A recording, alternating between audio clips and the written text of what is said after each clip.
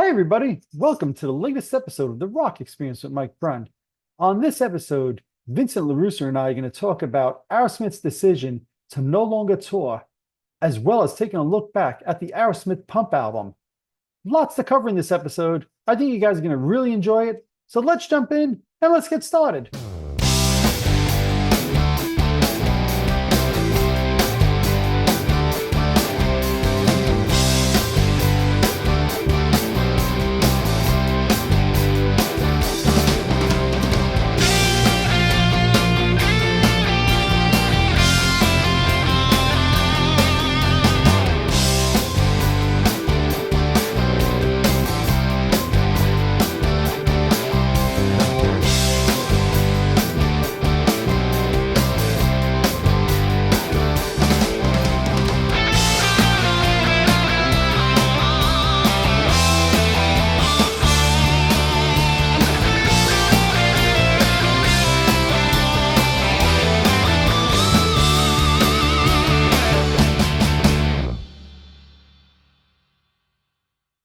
Hey, everybody. Welcome to the latest episode of The Rock Experience with Mike Brunn. Today I have with me my buddy wearing a Fender shirt, established in 1554. Please welcome 1954. 1954. Oh, that makes a lot more sense. I'm like 1554. Yeah, I was gonna say fifth. Yeah. I was gonna say. All right. Well, welcome. Beethoven Mr. was playing a Beethoven was playing a Telecaster, That's all right. not just a piano. That's all right. Yeah, How you doing today, buddy? good. I had my morning coffee in my orange mug. Oh, look at So I that. haven't been. You getting ready for the holiday, the Halloween holiday? Orange is my favorite color all year round. Mm-hmm. Well, you're just a ghoul all year round, I guess.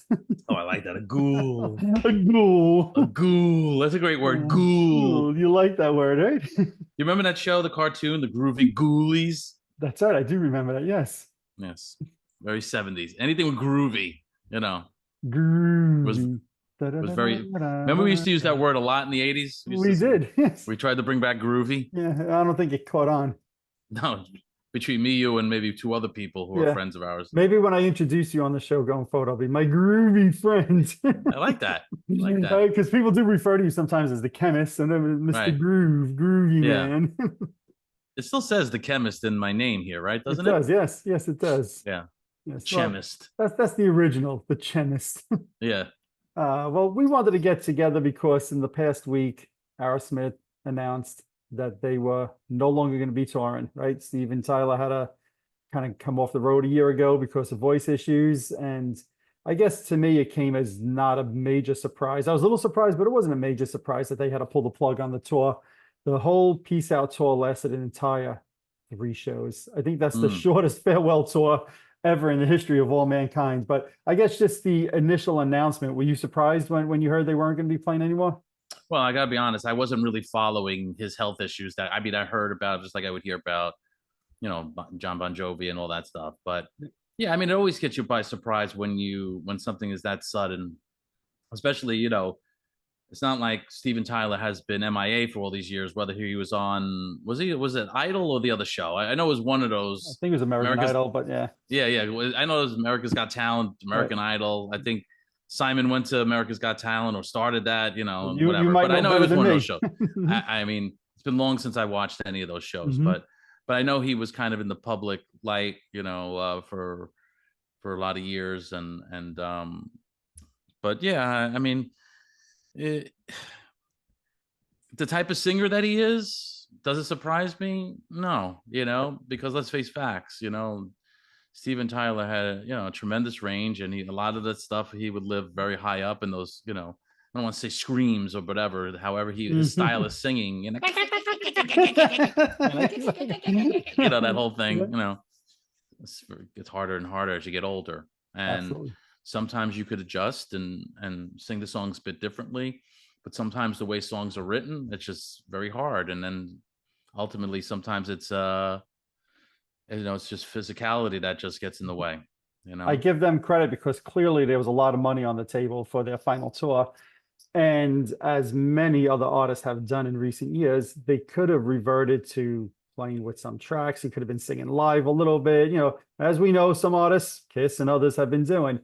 But he chose not to take that route. And I'm actually glad he chose not to take that route. I'm not surprised that Aerosmith chose not to take that route. But did you ever think that, do you wonder if they even spoke about that, or do you think they just took that off the table instantly? I think when you have that much money on the table, you speak about it, Mhm. whether it's your management or the people you have responsibilities to, financial responsibilities. And so, yeah, I think that had to have come up. It's so prevalent in today's music, and live shows. So I had to figure it had to be, and which makes me even think even more. We don't know for sure, or at least I don't know. Was it an integrity thing that Steven Tyler was, I will absolutely not go on stage, or was it so bad that even him singing a little bit or trying, other than playing, 90% tracks, that it just wasn't, because you're gonna get caught, Right. Oh, well, especially the way you're he gonna get caught. sings. I mean, it's not like Yeah. he, some of like Paul Stanley sings the songs very specifically night after night. That's not Steven Tyler's style of But singing. even the Paul Stanley thing, I gotta figure mentally that had to be exhausting Of to course. have to always sing it exactly. Yes. Remember how you did it, because in the moment, you. I mean, I know even myself. In the moment, you go to grab some air, or you you might even cough a little bit, Yep. and then you sing the line a little bit more delayed. Yep. Man, if that happens, you're screwed. Yeah. Because Absolutely. it's not like you don't have. It wasn't like back in the day when you were sneaking in, your Sanyo Walkman into the Brendan Byrne Arena, Right. and to try to record whatever it was. Hmm. Now you got everybody with a cell phone. Are they even called cell phones smartphones? Are they even Smart. call that, or the cameras? What are they? What is the device? I think it's still called the phone. Yeah, smartphone, right? Yeah. Mhm. Because sometimes I feel it's more of a camera or texting device than actual phone. You know what I mean? Absolutely. 100%. So 100%. that's why I said that. Yeah. Yeah. Yeah, no, look, I tend So to agree with you. And look, I was a little surprised over the announcement. I did think that when they went back on the road, which was supposed to be in September, that they weren't going to last. However, I guess it was about 2 months ago, Steve jumped up on stage. If I remember right, it was with the Black Crows. And he I was did going to one bring that song. up. Yeah, yeah. And Yeah. I mean, he sounded okay to me, but it's a lot different I doing one watched that song. last night. I Did had you? that queued Okay. up. You Okay. just stole my thunder. Oh, well, then go ahead and thunder away, my No, friend. no, no, no. But yeah, I was going to comment on Yeah. exactly what you said. They did Mom McKinnon. It sounded he sang. I mean, I know he split the duties, but he Mhm. wasn't seemed like he was holding back, and he sounded like Steven Tyler. So I Yeah. watched that last time. Like, what the hell happened? Yeah. You know? Yeah. So. Look, again, there's a big difference performing for 5 minutes one night Mm-hmm. or 2 hours for a few months on the road, right? There's a big difference. But I think that's one of the reasons why I ended up surprised over the announcement, because again, I saw that video also. And to me, he sounded like Steven Tyler. He sounded Mm. good. And I thought, all right, they're going to start off, they're going to be able to do at least some of the shows. I had tickets for Madison Square Garden, which was rescheduled for January. And I was like, maybe I'll go to like Philly or whatever early on, like in September, because they might not make January. But I did not think that they were just going to say, we're not going out at all. That kind of surprised me last week when they announced that. Yeah. Yeah. When was the first time you saw Aerosmith in concert? First and only time. Really? Oh, only once. Yeah, Interesting. I think it was only. Well, let me think. Was there a double? Yeah. Yeah. So I guess it was. I gotta think about this. 87, maybe. What was the permanent vacation tour? Sounds like that. 87. Yeah. Yeah, it was a very last minute. A friend of mine, of actually my friend who took me and our other good friend Robert Hmm. to see Kiss. He had probably either rang my bell and said, "Hey, you want to go see Aerosmith tonight?" And I said, "Oh, you got tickets?" He says, "No, we're going to go to scalp tickets." And that was the first time I ever went with someone. He was a little older than us. Hmm. A friend, another Robert, who I don't want to Hmm. mention any names on here. Yeah. And I said, "Yeah, cool, let's go." So we went down to Jersey to the Brendan Byrne Arena, and we actually saw Kiss on the Asylum tour, and that was interesting, just seeing somebody as a 17-year-old Right. scalping tickets. And Right. we got tickets, and Dokken was opening for them, which was cool. He had no idea who Dokken was, so I was like, "Ooh, Dokken." Right. Right. And he was a big Aerosmith fan, and I think I had for the permanent vacation, and I think everybody had this record, you know, the Yep. classic greatest hits, the That nice price. that the greatest hits was my second Aerosmith album I Yeah. owned. So I'll put this over here. See how convenient that was? I mean, that Yeah, wasn't look at- planned, by the way. It I was, it know. actually is filed right here. uh, Yeah. So saw them on that tour, and I believe that was the only time wow. I saw them. That's So it's interesting um because in the 80s, you and I went to almost every concert together. mhm. But thanks for not inviting me that night to Aerosmith. You're stealing my line. Of course. Yeah. But Yeah. then what's weird is I saw Aerosmith for the first time, I think it was 1993 on the Get a Grip tour, and you Okay. weren't with me at that show. So I think we had something against going to see Aerosmith together. Could have been. Could be. So I know that's like very weird. But yeah, the first time I saw them was actually not until 93. But I got into Aerosmith, just like you were just saying, on the Permanent Vacation album. For me, songs like Angel and Dude Looks Like a Lady, that was my introduction to Aerosmith. And then just like you just showed the Greatest Hits album, that's where I introduced myself to 70s Aerosmith. Well, I actually just found the date. It was November 13, 1987. So I was right. I was around Okay, you were. 17. Yeah. Yeah. And yeah, so they did 17 songs. That it's so funny when I see these set lists and I see 17 songs and Yeah. you know something under 20. I'm like, you know, I think what was it? We were looking at like I don't know if it was Madonna or whatever. She did like 13 songs in one night or something like that. I'm But like, look, that's like a warm up for that's like my first set when I play, you know, do covers. It's like crazy. I, You I know? just saw Green Day earlier this week, right? Which, as you know, I've been a big fan for 25, 30 years, whatever it is. They played 37 songs. Yeah, And I'm not talking snippets or little yeah. pieces or medleys. They Yeah. played 37 complete songs that night, 2 hours and 20 Well, minutes. That's a concert to me. Yeah, I mean, back in the day, this is what it was. Unless you were Springsteen, you know what I mean. Right. That's why, you know, Springsteen was a legend as such. You know what I mean, because he Yep. had these really, really long shows. But you know, it is interesting. What I do love about this set list more than the song choices is that I don't see drum solo, guitar solo, Right. bass solo. That's waist solo. They should just call it a waist solo. I don't want to hear. I don't want to see any group and hear a solo. I'm sorry. Yep. Unless it was Eddie Van Halen, you know, and you know, if he was still here or someone of that sort, I really don't want solos. I'd rather hear another classic tune or something like that. I agree. I agree. Now, do you remember that night? Did you enjoy the show? Or because I'll be honest, I've seen Aerosmith, I think it's 4 times, and every time I've seen them live, I've left disappointed. Well, you know what I did enjoy that night was and just jogged my memory and seeing this is that they did end with the cover by the Beatles, "I'm Down," and John Bon Jovi came out on the stage and sang with Oh, them. really? So Oh, interesting. yeah, so that was kind of cool, you know, and obviously didn't know that. Right. But yeah, I did. What I enjoyed about it was, first of all, there was a lot of songs at that time I did not know, you know, like "Rats in the Cellar" or you know, but you know, it's same old song and dance, "Toys in the Attic." I did not really know those songs, and admittingly, I was never a big Aerosmith fan. You know, I think at this point when I got Permanent Vacation, and I pretty much got it, you know, when it came out.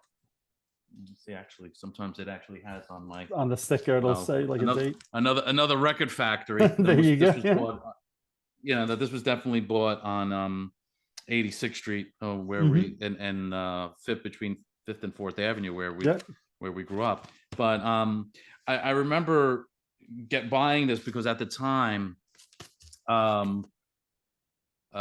really starting to get into the whole metal, even though. Were they heavy metal? No, they were like hard rock. You know, like Kiss was in a lot of ways. You know, were they heavy metal? Were they hard rock? You know, they were obviously were more in the blues based type of stuff. But I remember like before Angel was a hit, I was like, wait a second, this is like Bob O'Reilly. I was like, you know, like that. I was like, how did they? As a youngster, I was like, how did they use the same thing? Right. And then they slightly altered it. But I definitely was enjoying this like rebirth of Aerosmith, knowing and I think rooting for at the time because even back then not having the internet, but you know we read Cream magazine, we read Circus magazine, Hit Parade was a big one, you know, so you'd read all the articles, you know, and you knew that what was Done with Mirrors maybe before. Yep. Yeah, before Permanent Vacation was done. So you knew that kind of like, all right, they needed to do this point. Right. And and then knowing that like we knew about Desmond Child was Mhm. involved, and like, oh, wait a second, is that why these songs are good? I was thinking, like, it's like to quote a song that they have, Magic Touch, is like he had a magic Yeah, the touch. It magic seemed touch, like yes. even at this point, and also was interesting was Bruce Fairbairn, or however he Mhm. pronounces, who had produced the Bon Jovi record. Yeah. So now, as we were younger, we started following these things, Sure. and really getting into, and even the label stuff. It's like knowing this was a Geffen record, right? A Geffen. Yep. Started following. Oh, Geffen. Oh yeah, Asia's record was on Geffen, and John Lennon's Double Fantasy was Geffen. You started getting into and like rooting for the labels that you liked, Right. right? Yep. And we didn't really understand back then that there was this A&R department who was like trying to find bands and all this other stuff. Yep. So that was also such a fun of what I just did, and see people who maybe are younger than us who do digital stuff. They didn't do this. Yeah. Do No, this. And how many times as you're doing right? that, I'm thinking, so you're showing the Geffen label, and I haven't seen that label in years. And my Yeah. first thought was when I saw that, Guns N' Roses, Right. which was on Geffen. Right. And it's pretty funny because Guns N' Roses, you could certainly say early Guns N' Roses was influenced by Aerosmith, who then they toured together as label mates. Yeah. And Well, then you can say that Aerosmith started to become a little bit more influenced by Guns N' Roses. So it was kind of like how it's all interconnected with each other during that time period. yeah, I mean, on topic, but a little off topic. Just this Geffen, talking about Geffen. I think there's a documentary. I think it's on Netflix. It's called Being David Geffen. I think it's called Being. People should watch that. It's about David Geffen and where he started, where he was at, and what his business were before he had the label, and how he started the label, and how the label really, really struggled, and what artist was. I don't want to give it away, but what artists finally made them money before like the label pretty much probably would have had to fold. It's kind of like the Casablanca story, Right. But it's really, really cool. And they talk about, as you say, Guns N' Roses, some of the bands that they kind of signed, and some artists who came from another label to Geffen. It's like that whole. It's really, really interesting because you remember back in the day, you had whatever your favorite artist, you bought the record, they were on Atlantic Records, and then you got the next record and you saw they were on Chrysalis. You're like, wow, what? Why? Right. We really didn't understand what it was, Right. So that's a pretty cool documentary. I think it's called Being David Geffen. I have to check that out. Yeah. Now, just talking Aerosmith for another moment here during that time period, I'd be remiss if I didn't mention also the whole Walk This Way video with Run DMC. Because to me, so I said Permanent Vacation was my introduction to Aerosmith, but probably the first time I ever knew who Aerosmith was that Run DMC video, which just was on MTV 24/7. Let's face facts. Aerosmith was pretty much dead in the water. Yeah. Right. And you can really thank Run DMC for bringing at least the two of them, because it wasn't. You had Joe Perry in the video, and you had obviously Steven Tyler, and it brought to a different culture and different genre of music, the infamous riff. And despite like what a lot of artists did back then was they took like for instance, Rapper's Delight was Good Times bass line, right? And they did their own rap or lyric. Well, Walk This Way, done by Run DMC, was their lyrics. There might have been a little change here and there, but it was pretty much the same song. So it was like beautiful timing for them, because when did that come out? Walk This Way by Run. It's got maybe 85. I think that's 85. Right. It was before Permanent Vacation. Right. So, and Permanent Vacation, was it 87 or 86? Yeah, I think it was 87. Hard for me to read it. So it's also small. I think it was 87. Yeah, I'm pretty certain it was. I mean, you just said you saw them in December of 87 on that tour. So yeah, even if it was 86, it would be the end of 86. Yeah, but I think it was 87 if I remember right. Yeah, I mean, what a great year that was, right? And I'm surprised or maybe you gonna go to it, like, and now I'm putting you on the spot. So if you're not prepared, what were you listening to in 1987? Well, we're not going to necessarily talk about August 25th, 1987. It came out. There you go. All right, perfect. Perfect. You know, before we talk about what we were listening to at that time, though, I want to make a comment here that's going to be a little bit. Which, let me just interrupt you. Go ahead. Go ahead. Angel, I saw that in November and whatever, 13th. Angel wasn't released until January, so that wasn't even a hit yet. Oh, wow. Okay. Yeah, but I knew when I heard that song, Right. like this is a hit. Like it was Has so hit song obvious. all over it. Yeah, Right, has hit yeah. song all over it. Yeah.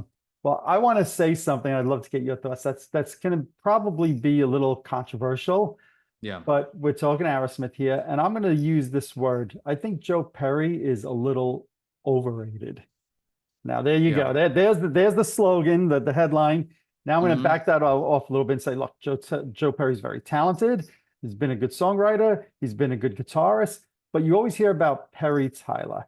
And I feel like that, the reason I say he's overrated is because I feel like that shortchanges the other guys in the band, right? So Tom Hamilton, Brad Whitford. Tom Hamilton, co-writer on Sweet Emotion, Janie's Got a Gun, Sick as a Dog, which is a classic song from Rocks, you know, King and Queens. There's songs that Tom Hamilton has written that are great classic Aerosmith songs. Brad Whitford, Last Child, Nobody's Fault, right? These guys, these other guys helped write songs. That's not to say Joe Perry hasn't been a great songwriter, but to me, Steven Tyler has been the driving force of that band for 50 years. Joe Perry, talented, cool as anything, one of the freaking coolest guitarists ever to step on stage. But the reason I say I feel Joe Perry's maybe slightly overrated is because I feel like maybe the right comment is Tom Hamilton and Brad Whitford are underappreciated or underrated, because everybody just says it's Perry Tyler, Perry Tyler. Tom Hamilton and Brad Whitford had a hand in writing some of those classic hit songs. Well, as I'm going to say here, looks can be deceiving. Mm-hmm. You know, let's face facts, and I'm not picking on anybody, but Steven Tyler and Joe Perry, image wise, looks wise, were the face of the band. Tom Hamilton and Brad Whitford, maybe not so much. You know, if you're just looking at right? More laid back and just image, you know. You know, even by the time, you know, you look at which I have right here, you know, you look at the record and look at Joe Perry's. He's all chiseled with his chest over there, you know. Like I said, there's probably nobody cooler that has stepped on a stage than there's something about Joe Perry. He just oozes cool to me, you know. Yeah. And you know, these guys, I always think like we mentioned, the Back Hose is like derivative of the Stones, and you know, of that kind of swagger. The word I like to use is a swagger. That's a better word than cool. Yes. Yeah. Yes. Joe Perry is not going to be, you know, looked at as one of the most accurate. You know, he's got a little bit of that, you know, sloppiness to his playing, and even on like, I'm jumping a little bit. You listen to the guitar solo in Janie's Got a Gun. When you start that solo, you're like, what the hell is going on? It's a very cool solo, and it's got this jangly tone, and it's very, you know, I don't want to call it precise, you know what I mean? Right. But it's got it oozes his thing. And yes, you know, I was speaking this is a while ago, but somebody who's a lot more versed in the Aerosmith catalog was like, do you know that, you know, Brad Whitford does the guitar solo on this song, and it's not Joe Perry? Everybody thinks it's Joe Perry. And what you're saying is absolutely right. Those guys don't get the kind of notoriety or attention that, you know, because it's the Tyler Perry. Tyler Perry. Isn't Tyler Perry an actor or a comedian? I don't know. I think so. That's why when I said Tyler Perry, I was like, that's not right. Yeah. And maybe by me saying Joe Perry's overrated is not the right way. I just think that Tom Hamilton and Brad Whitford just don't get their justice. Maybe overappreciated. You know. Yeah, maybe. Maybe. Who knows? I don't know. I don't know how to. But the point being is what you're saying is right, that those other guys should get credit, a lot more credit and attention. Yeah, exactly. And then that's my point in bringing up that comment. Now, with Aerosmith announcing their retirement, we've been doing different look back episodes on albums, mostly Kiss albums recently. And we said, well, let's take an opportunity to do a look back on an Aerosmith album. And you have brought up on this show probably at least half a dozen times that Making of the Pump video, right? And that how for you in the 80s, Pump was like to you a great classic album.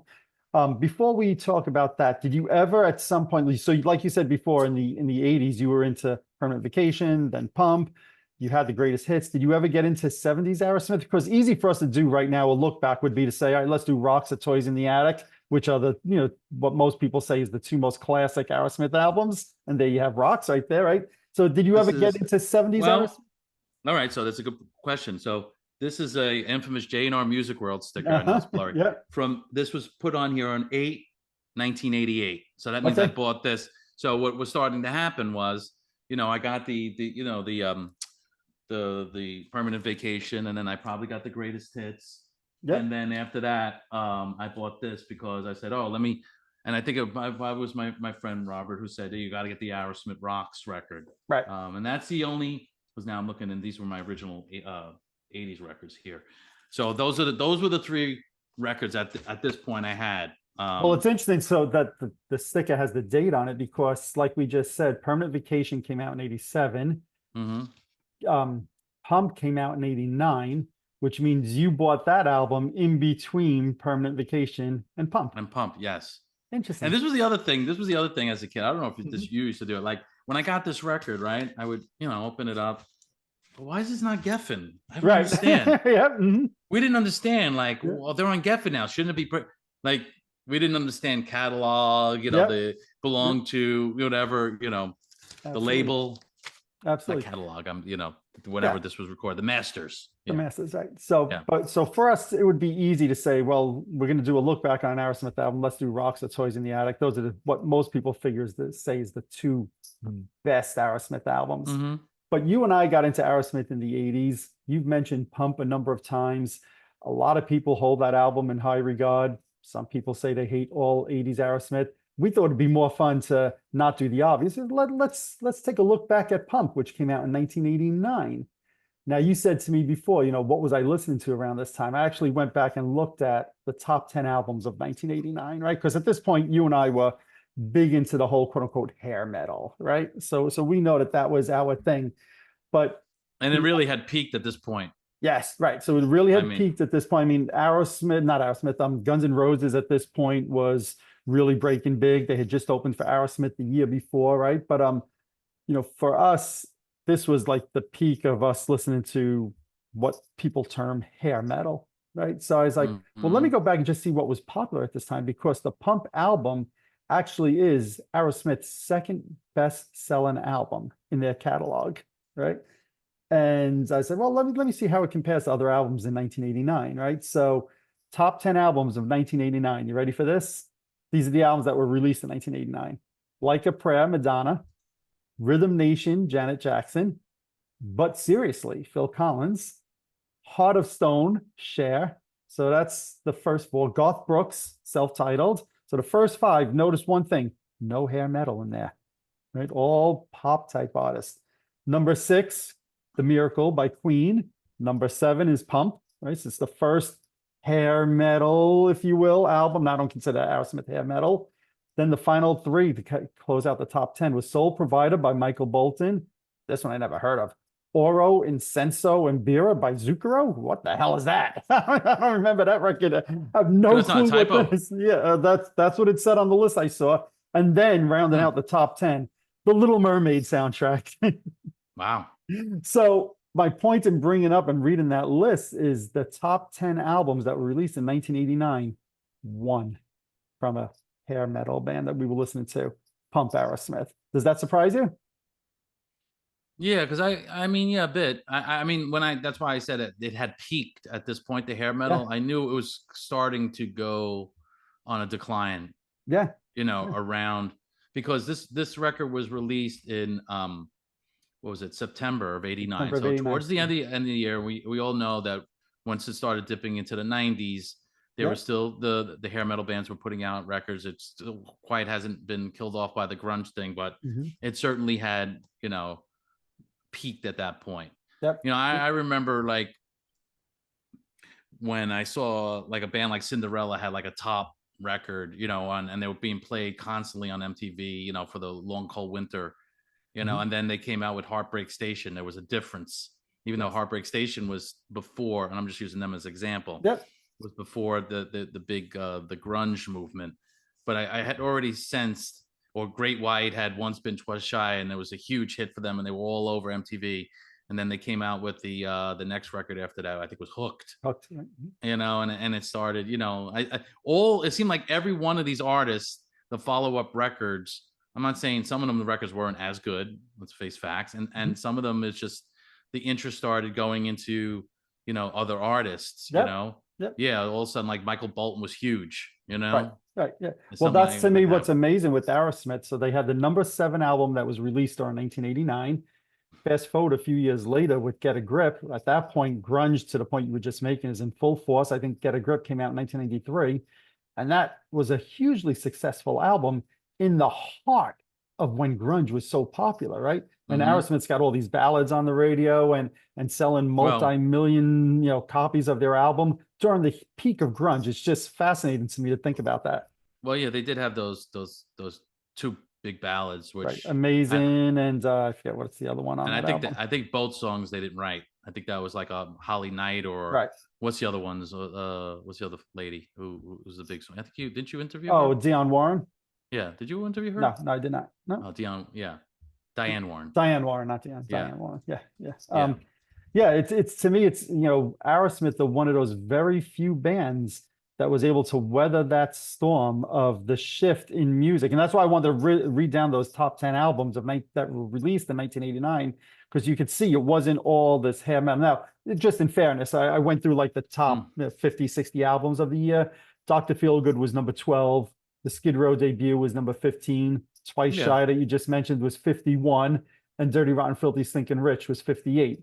But the point is, it's not like it was 2 years prior was really when I think hair metal was really all over the charts. By 89, it was starting to shift a little bit, and certainly by the early 90s, grunge took over.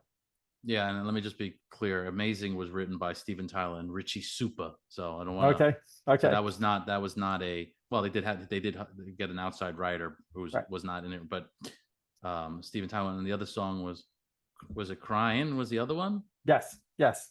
and that's actually, yeah, they were doing a lot of they were successful with the ballads, and I don't know if that was. I know one of them was in a soundtrack for a movie. Um, Yeah. but anyways, they were getting more ballad hits or Yeah. slower, Yep. you know. Yep. Yep. Um, But they so were still very relevant throughout that entire time period, which is, kudos to them. I can't think of many bands that were as popular as they were in the 70s, came back in the 80s, were able to withstand that change in music, going from hair metal to grunge, and still have the popularity. Because even somebody like Heart, who really were able to come back in the 80s, had a couple of years and then they were gone again. Aerosmith really was able to sustain it for another decade, where they were yeah, putting out best-selling albums. #7 album released in 1989. Pump. It's amazing. It's a testament to them as a band to me. oh yeah, absolutely. Yep. Yep. So, like we said before, you brought up the album Pump a few times on this show over the years, and I said to you, we're going to talk about Aerosmith and the fact that they announced their retirement from touring. Why don't we take a look back at Pump, an album that you've brought up and you seem to have hold in high regards, and let's see, does it stand the test of time for you? I'm really curious to see what your ratings are going to be. So we're going to go through Mm, this, 0 through 10 ranking of each song, like we always do. Like I like to say, every song in the world is not Stairway to Heaven. They're not all tens, right? So we like to say 7 and up, you start to enter into that upper echelon of great songs. mhm. 5 is average. There's nothing wrong with a 5. Below 5 is obviously below average, right? So Mm. I'll be very curious to see all these years later, because you openly admitted to me, while you like Pump and you remember holding it in high regard, you haven't listened to it front to back in a number of years, and neither had I. I certainly knew Absolutely. all the songs on the album, and I've listened to the songs, but I haven't really listened front to back the album in a few years. So I took the Hmm. opportunity this week. I actually listened a few times to the album, not even just once or twice. I listened to it a few times to really get my mind around these songs again, that maybe some of them I hadn't Mm. heard in a few years. So, Hmm. but I'll be curious to see your opinion on this all these years later. So why don't Hmm. we jump in and get started here? First song, Sure. Young Lust. I'm going to let you go first, Mm. my friend. Yeah, this is a great opener. I feel it's got a really cool cool feel to start a record, like get you like jumping into the record. Mhm. Um, it's got a great drum outro. Again, we didn't mention. Joey Kramer. Mhm. I almost called him Eddie Kramer. We didn't mention Eddie Kramer. Kramer either, but Yeah, yeah, yeah. we Joey had no reason Kramer. to. Yeah, who I love Joey Kramer's drumming, and I love his Mhm. feel, and it's very simple, but he's got a great feel, great pocket when he plays. Yeah, this is a great opener. I gave this a nice solid 6 to start the record. Okay. Yeah, I think that it's a good song. It's not a great song. I'm glad you brought up Joey Kramer because that was one of the things I wrote down as I was listening to this. Is like I love the drumming in this song. I always say that I think my favorite song of his that he played drums on was "Draw the Line," and he's just got this really simple fill coming out of like when Steven Tyler's doing these screams. But for this song, "Young Lust," that was the first thing when I'm listening to it again. I'm like, yeah, it's some good drumming on this song. I don't think it's a great song. It's a good opener, but I don't think it's a great song. I went a little lower than you. I went back and forth, not much lower. I went with a 5.8. And you're Okay. going to see that's going to be a recurring theme for me as I have these points in some of these songs because there's a few of these songs I'm like, how do I differentiate them between each other? So I went with a 5.8 for Young Lust. Okay. Cool. Fine, fine.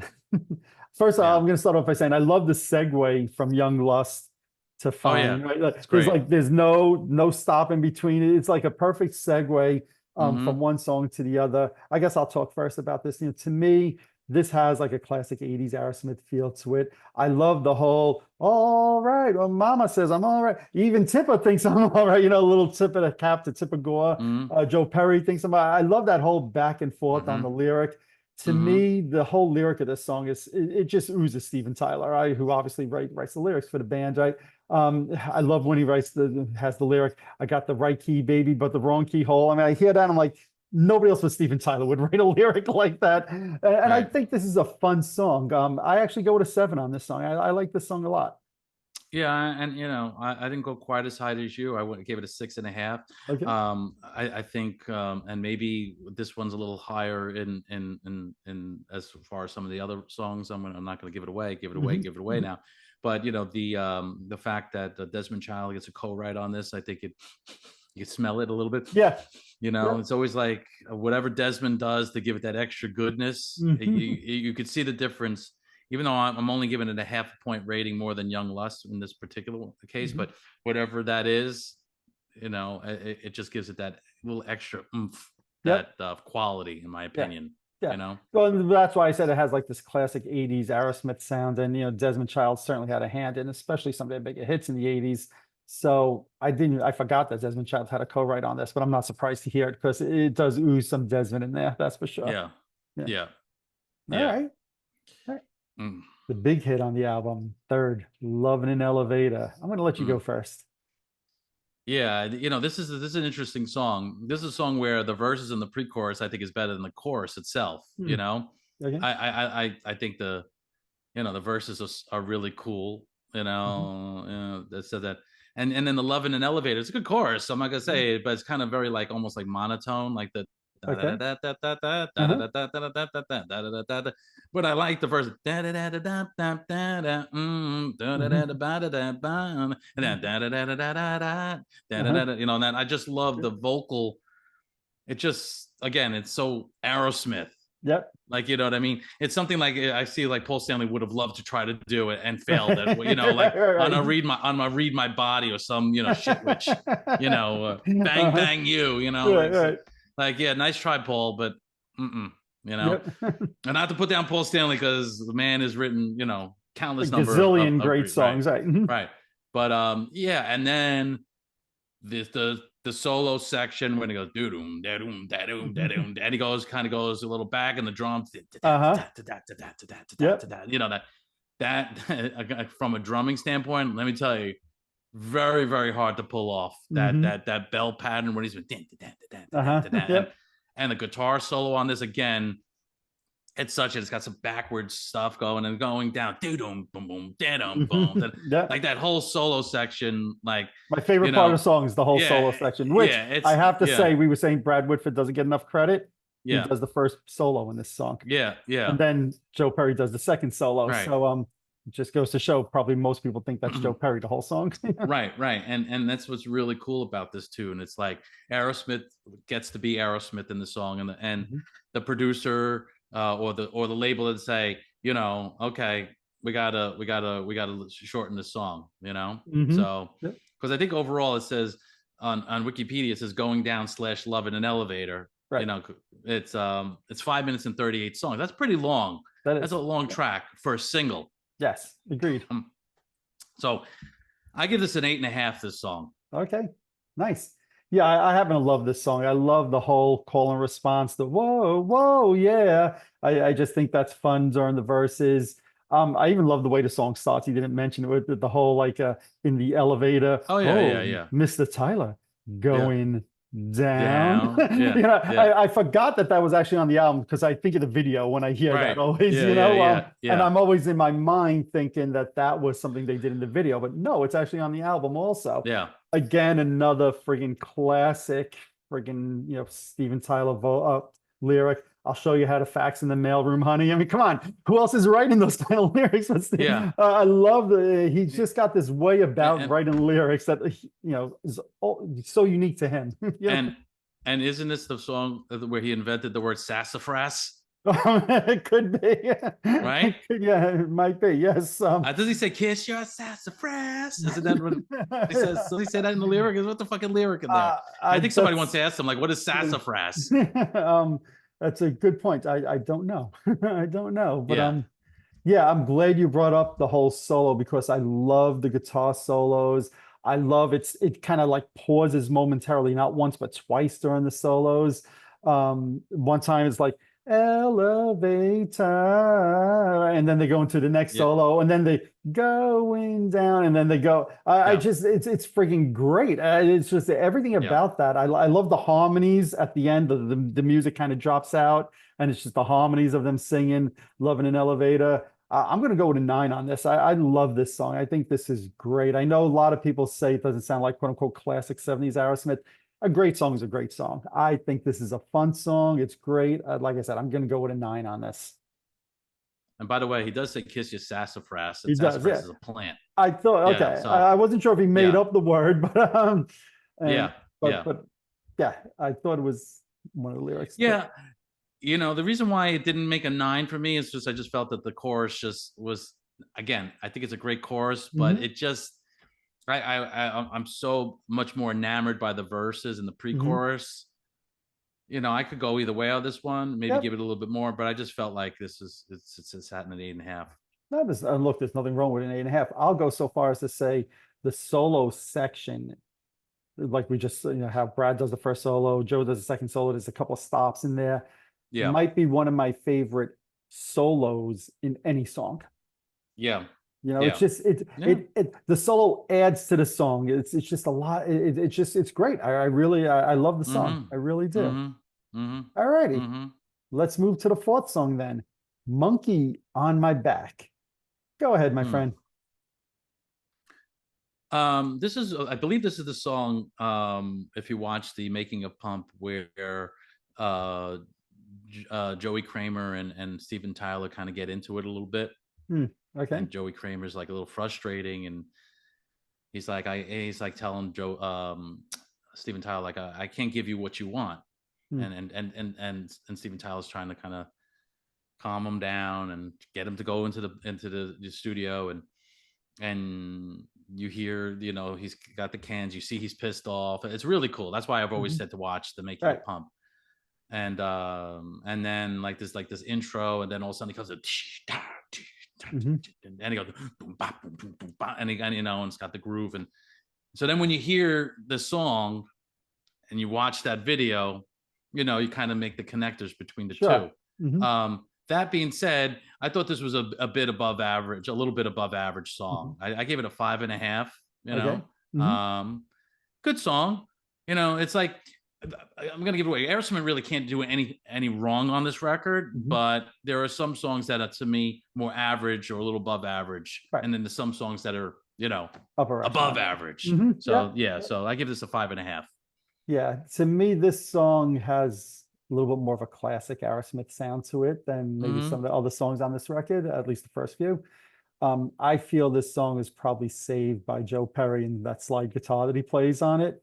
Um, Yeah, the yeah. song doesn't wow me, but the slide Mm-hmm. guitar playing that Joe Perry has on the song kind of brings it up to where I could say I enjoy the song. I think if you take that, Right. if you just had a regular guitar on that, I'd probably say this is a below average song, to be honest with you. So I went with a 5.3. Take slide guitar off by Joe Perry, and I'm below 5 probably, but I'll go 5.3 since it is Mm. there. Okay. All righty. Next, another big hit on the album, Janie's Got a Gun, which, like I said before, I want to make sure we give a shout out. Tom Hamilton, co-write, right? So probably one of their biggest songs, Sweet Emotion, and another huge hit from this album, Tom Hamilton. That's why I say the man has to get more credit than he does for what he brought to the table for Aerosmith. And I'm really curious to see what you say about Janie's Got a Gun, because in the 80s, there was always obviously a lot of ballads, and usually they were love songs and things like that. Clearly, Janie's Got a Gun lyrically is much different than the slower songs that were being put out at that time. So go ahead, the floor is yours. I'm curious to see what you have to say about this.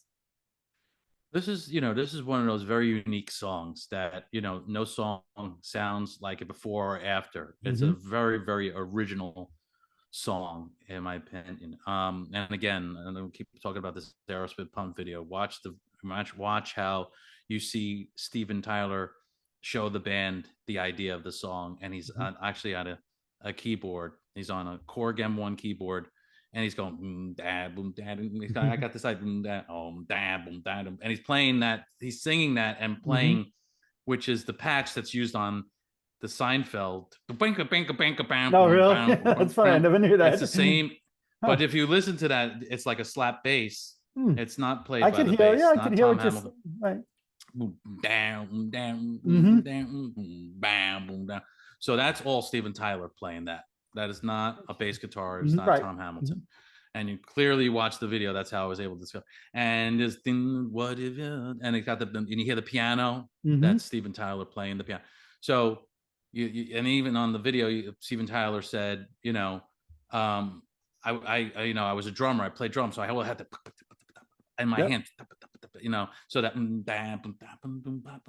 he's got that rhythm in his hands.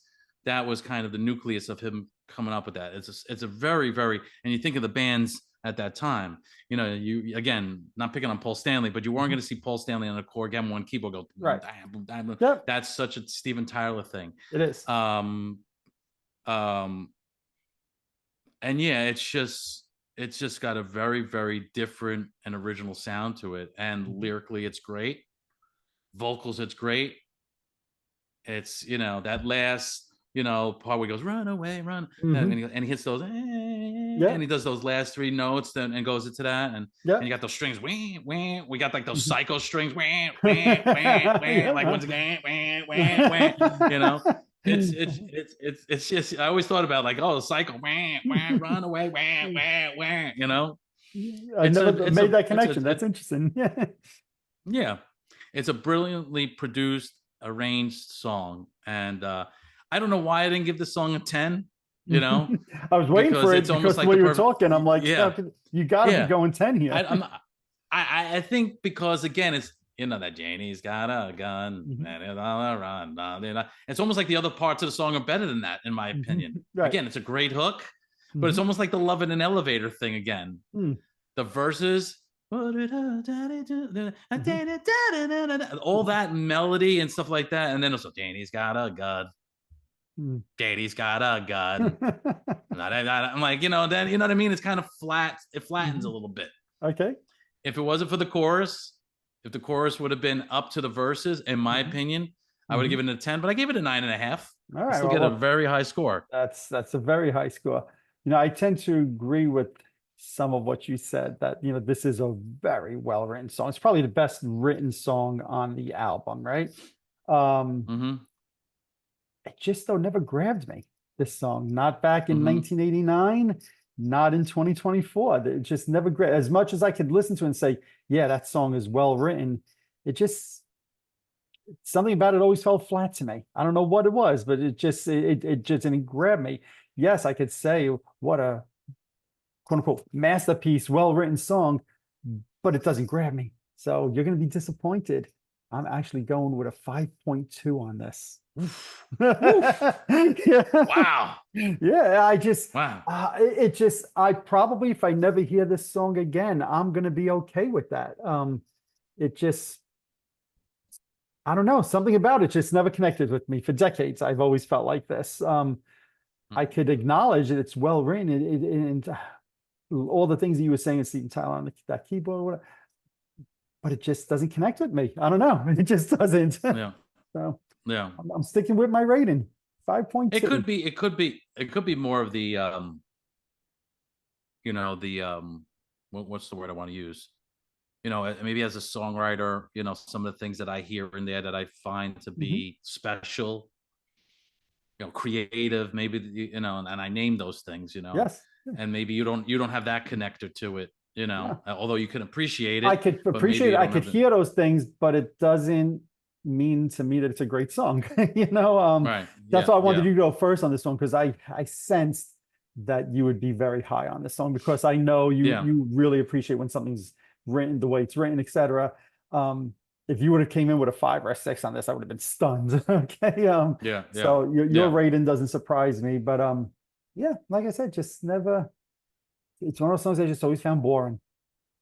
So. yeah. Well, Lyrically, I think Steven mm, Tyler knocked it out of the park. It just, I don't connect with it. I don't know. yeah, All yeah. right, let's flip the album over to side B. Right?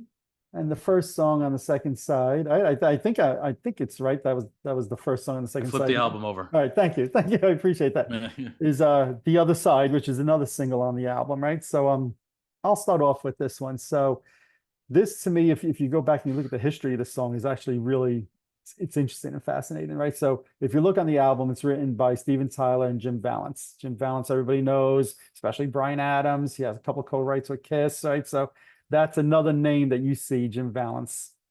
Tons of artists. I mean, I would say this: go to his website if you haven't, and he really has a great history of all the different songs that he's helped co-write. He talks about each one, a couple of paragraphs. It's really, you get lost on his website for a couple of hours, probably just clicking through some of the songs that he co-wrote. This song, he actually wrote all the music to, Jim Vallance himself.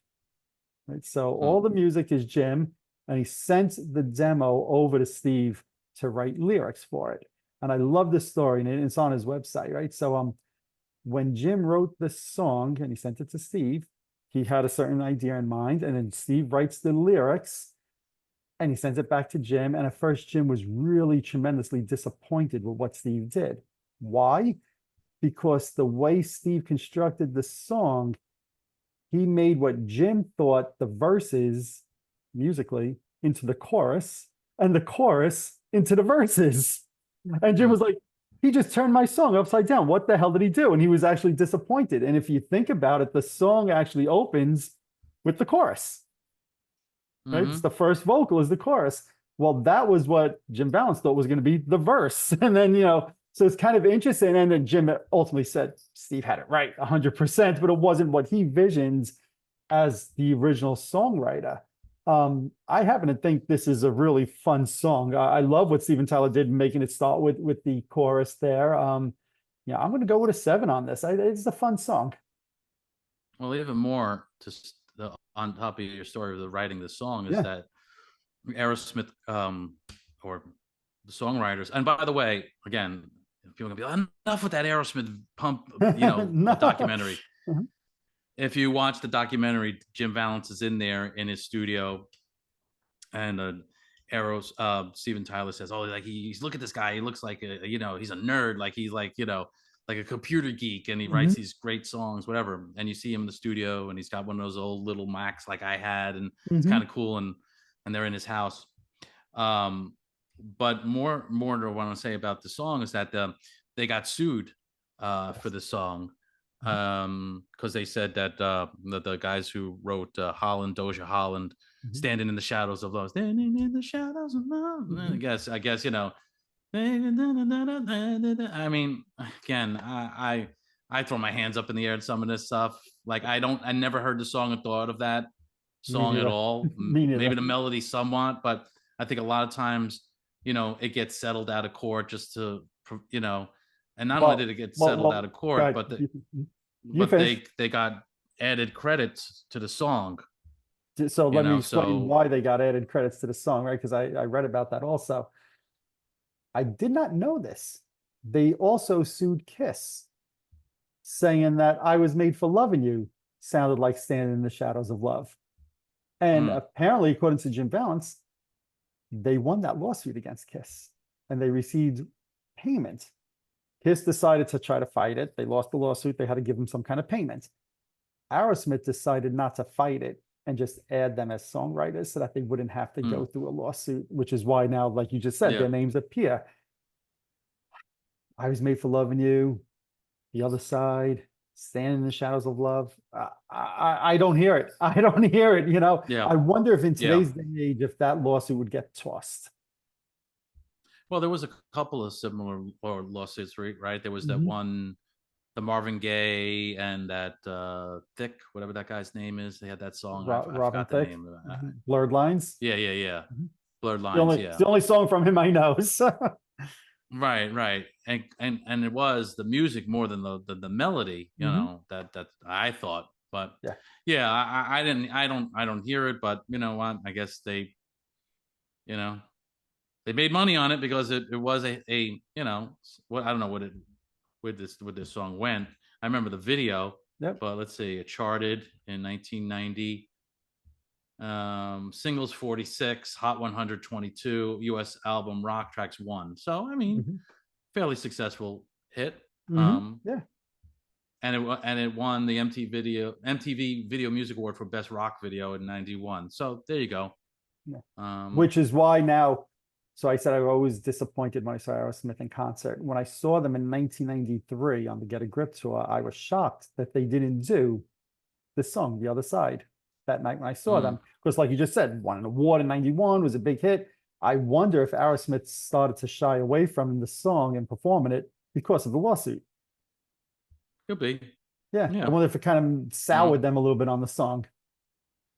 yeah, I probably did. Yeah, Probably I would did. think so. It would probably annoy me if I wrote a song and it's a hit, and now I'm getting sued Yeah. because there's a melody that may or may not sound similar. I mean, uh, Yeah. that's garbage to me. But Now, you gave your rating right? Did you say yeah, seven? I said it was a 7. Yeah, I could probably even go seven and a Yeah. half, but I'll stay with 7. Yeah. Yeah. So I gave it a 7.5. So Okay. we're pretty much along the same lines. Yeah. Yeah. I think it's got the cool horn section in there. Mhm. And then again, it's all in that documentary. Watch it. You'll see them Yeah. recording the horns. It's pretty cool. So I'll say You know, watch the and documentary, and I'll also and go ahead finish. and it should be noted, and I feel this with 100% certainty, that the horn influence or horns Mhm. influence when Kiss did Hot in the Shade. And what was it on? What song was it? Cadillac Dreams? What songs did they have horns on it? I think it was Cadillac James. Yeah, I think you're right. One of those songs. Yeah. Mhm. I think I had read even back then that Paul liked that and they would try. And again, Yes. the 80s was Kiss catching up to other bands. They were Yes. definitely Always. not leading the pack, Yes. Always. Yes. so I know on the Hot in the Shade, there was one of the tunes that had the horns on there. Mhm. Of course, I'm gonna look it up now, but yeah, I like that part of the song. Just that Aerosmith was bringing those elements into the record too. And this isn't the only song of theirs during the 80s that had horns in it as well. And I would say this, so you keep saying go Cadillac watch Dreams Cadillac James. Okay, was good. Cadillac Dreams, yes. Yep. You keep saying rightly so, go watch the Making a Pump video that's out there. And I'll just also just say, like I said before, go to Jim Valence's website. He also has, for some of the songs, The Other Side being one of them, the original demo that he wrote. So you can hear all the music, which is, I'll say, nearly identical. Obviously not as polished, Mm-hmm. but he's playing all the different Mm-hmm. instruments, the guitar, the bass, the drums. I think there's horns on it also, if I remember right. It really is the song the way he envisioned it before the lyrics were there. So go on his website. If you're into that type of stuff, you can get lost on his website for a little bit. And here it's the full song demo, not just like a 10-second or 20-second sample. He's got the full demo out there, which I thought was kind of cool. So That's cool. yeah. Yep. All righty. Next song, My Girl. I'll go first. My girl, my girl. This not is that one? this is no My Girl. Exactly. Yeah. You know what? I don't even have really a whole lot to say about this. It's not a bad song. It's just it's album filler is the best way for me to say it. It's album Hmm. filler. It's very average. I'm just gonna say I'm gonna go with a 5 on it. It's there. It's not bad, but okay. It's another song on the album. Well, just take your words and say the same thing twice because I have the same opinion. Okay. Really, I gave it a 5. Mhm. It's not a shit burger, No. It's just kind of okay. All right, that Yeah. wasn't bad, wasn't good. Yeah. kind of somewhere in the middle. That's why I gave it a 5. Okay. Yep. Both of So, us. Yeah, I don't really have a whole lot more to add. I mhm. don't know if you do about that. No, that's it. That's really it. Okay. Don't get mad. Get even. Go ahead, my Mm. friend. Again, this has got like a cool like blues thing going on, but it just kind of, I don't know. It just, again, I think this is an average track, a little bit above average. Mhm. I gave this a 5.3. I love the bluesy feel to it. You know, but it just doesn't quite excite me. Yeah. There's elements of it that I like. It's not below average. Mhm. So, I just gave it a 5.3. Okay. I'll say, don't get mad, just skip the song and you'll be happier. Oof, damn. I think it is below average personally. It just, the song goes nowhere to me. Um, Yeah. yeah, as I'm listening to the album, I'm remembering when I first started playing it, how you holding the album in high regard. Then I get to My Girl and Don't Get Mad, Get Even, and I'm like, Mm, we got album filler here. We got album filler. Um, I actually went with a 4.5 on this. It just, it's boring, and there's nothing, there's no, boy, there's no redeeming qualities to the song that I could say I really like that part. It was just kind of like, eh, yeah. that's me. Fair enough. Voodoo Medicine Man, the Brad Whitford Yeah. co-write on the album. Go ahead, my Yeah. friend. Yeah, this is another track that's kind of similar, but a little bit higher in rating. I gave this a 5.5. There's a great little, bass fill in there that Tom Hamilton puts a couple of times. A really, Yep. really, really cool lick. I love that part of it. But again, choruses on these last two songs, it's you know what I mean? Yep. A little bit above average. So I gave it a 5.5. Yeah. As I'm listening, I'm like, all right, this is three turds in a row, pretty much, Mm, with My Girl yeah. being the best of the turds. I'm glad you mentioned Tom Hamilton's bass playing on it. It was the only redeeming quality to me on this song. The last song, Don't Get Yeah. Mad, Get Even, I said I couldn't find any. At least this one, I was like, oh, I like the bass playing on this. For that reason, I'll go with a Yeah. 4.6 instead of a 4.5, just to Wow. Okay. differentiate Yeah. between the two. But yeah, there's another Yeah. one to me. If I never hear it again, I'm okay with that. And I think a lot of longtime Aerosmith fans, especially, the ones that got into the band in the 70s, point to this song as the one they really like on this album. I don't get it. I just Yeah. it's just there to me. Great bass playing though. So Yeah. 4.6 for me. Yeah. Yeah. All righty. Let's get to the last song. What It Takes. Go ahead, my friend. This is a surprise ending to the record, in my opinion. Mm. I love this song back, when it came out, when the video. I think this is definitely a highlight to the record. It's a surprising ending to a record, and after these last three songs, as you said, it's like, oh, thank God they gave me this. I love the chorus in the song. Um, again, the Steven Tyler, girl, before I met you, I was Fine fine. You know what I mean? But you love Which is me, a me a prisoner. throwback to the second song on Yeah, the album. yeah, right. But you love me, me a prisoner. My heart's doing time. Oh, come on. Why didn't I write that damn lyric? You know what I mean? Which My Heart's Been You Doing know, Time is also a throwback to Permanent Vacation. Heart's right? Done Time. Yeah, so, Right. but So it's that's what I love about him as a lyricist. yeah, and how it ends when he hits that last note, let him go, let him go, let him go, Right. and he's doing those last scream. Yep. It's just a great ending. The production, I think there's a throwback to like a Beatles-esque kind of like Abbey Road. There's a little guitar playing. There's a little like tremolo effect on it. The Mhm. production-wise, I just love this song. Mhm. And I give the song a solid 9. Nice. Yeah, I don't understand the hate some people have towards this song, right? Yeah. Yes, it's a ballad, but it does not surprise me that it's the last song on the album. And I'll tell you why. To me, with this, so Permanent Vacation, which I love that album, but it's a little bit more polished, right? This, they tried, I think, on some of the songs to be a little bit more gritty, a little bit more closer to the 70s. I'm not saying that they accomplished it, but I think it's a little bit grittier than Permanent Vacation, not as polished. And I mentioned at the top that it would be easy if we did a look back on Rocks or Toys in the Attic. Well, both of those albums end with ballads. Home Hmm. Tonight on Rocks and You See Me Crying on Toys in the Attic. So the fact that they're ending the Pump album with a ballad kind of to me just plays into that they're trying to get that 70s feel a little bit more. Um, what I don't understand why people hate this song, other than I think people hate it because the name Desmond Child is on it. I swear that's sometimes because Could be. Aerosmith fans love those other two songs they just mentioned, Home Tonight and You See Me Crying. Now, I happen to think both of those songs are better than What It Takes. But my point is, Aerosmith always had ballads on their albums, even Hmm. closed their most classic albums with ballads. So, and those are piano driven. What It Takes is piano driven. It's a typical Aerosmith ballad. I don't get why people shit all Dream over on, it. dream Dream On, on. yeah, Dream On, exactly. I mean, I don't understand. I can understand a song like Angel is a bit different. And even though I like the song, it's definitely different. What It Takes is a typical Aerosmith type ballad.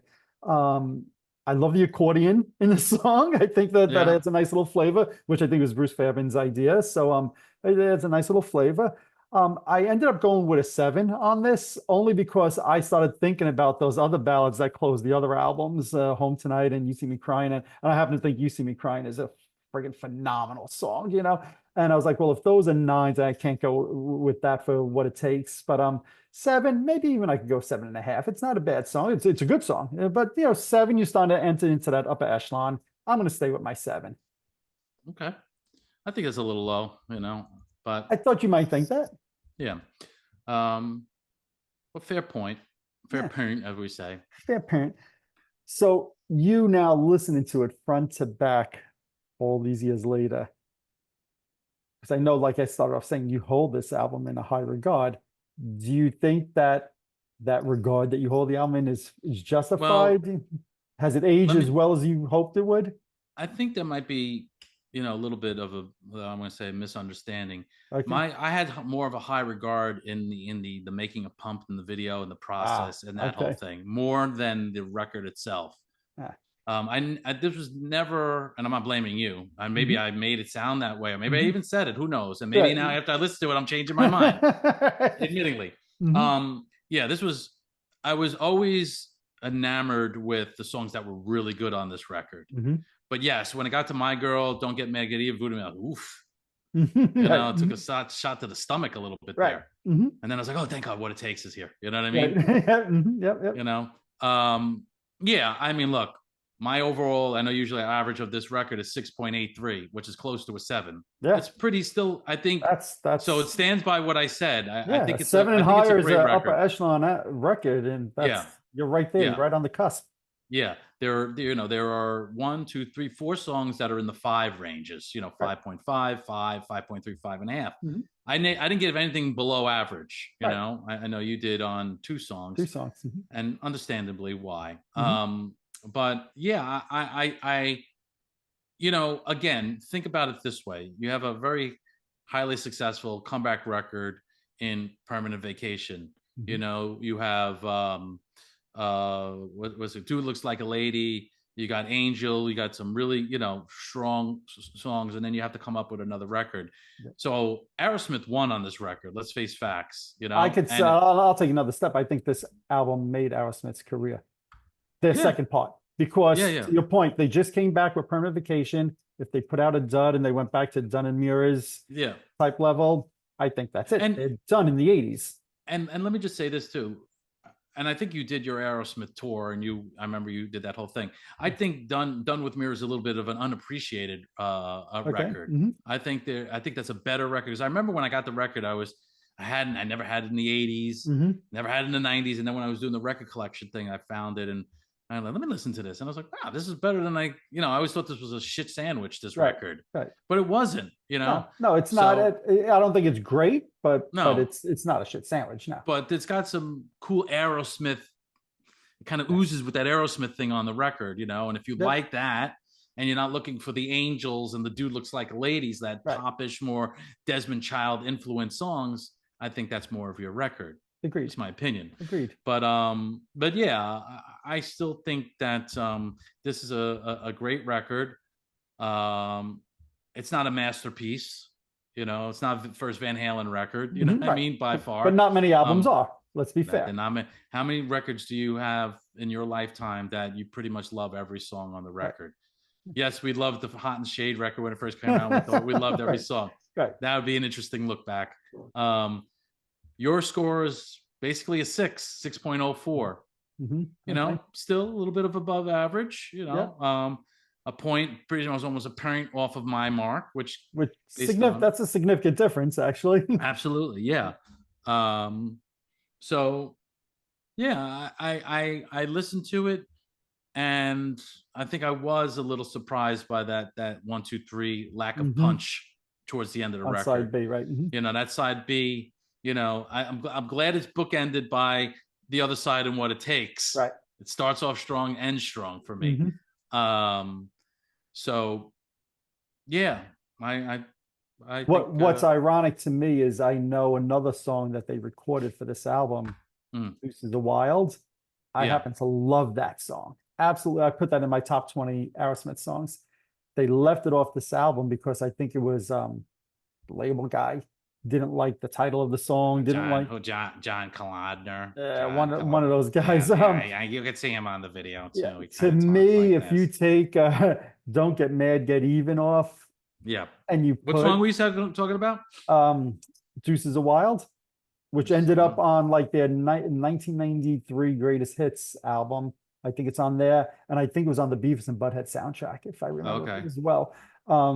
It's a great it's another one of those Jim Valance co-writes, but to me, it's a great song. If they would have put that song on this album instead of Don't Get Mad, Get Even, now to me, side 2 is not the clunker that in the middle of side 2 it becomes.